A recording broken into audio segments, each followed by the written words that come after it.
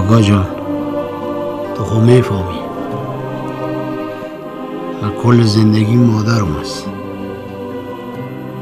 تمام دنیا را از ما بخوایم من دروش نمیگویم. کاشکی رو تاقچه دلت بگوی با خانم خانم مادر جان مشت ابری چشات یه قطر بارون میشدم.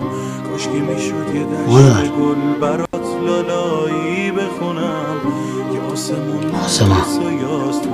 به مدد دنیا اول مادرم است، دوم مادرم است، سوم مادرم است، صدوم مادرم است. سن و ساله یوسفم بود،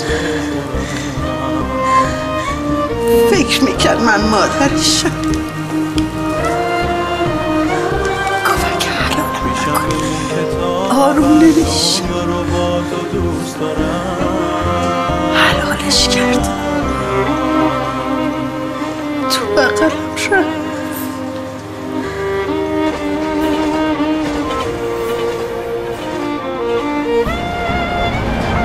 دیگه بقیهش دست تو محسن. هر چی زور داری باید جمع کن. به حرف هیچ کس گوش نده. اونا هیچ کدومشون نمیدونن مامان مریضه.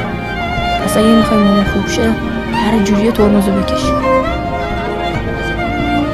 گوش میدی محسن؟ اگه میخوای مامان زنده بمونه هر جوریه باید ترمزو بکش. پر نکردی که حاج خانم اینو. حاج خانم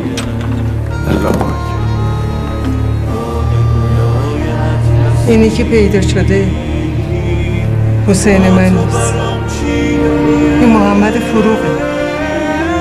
اگه خدا بخواد انشالله حسینم پیدا میشه. من میرم به فروغ خبر بدم.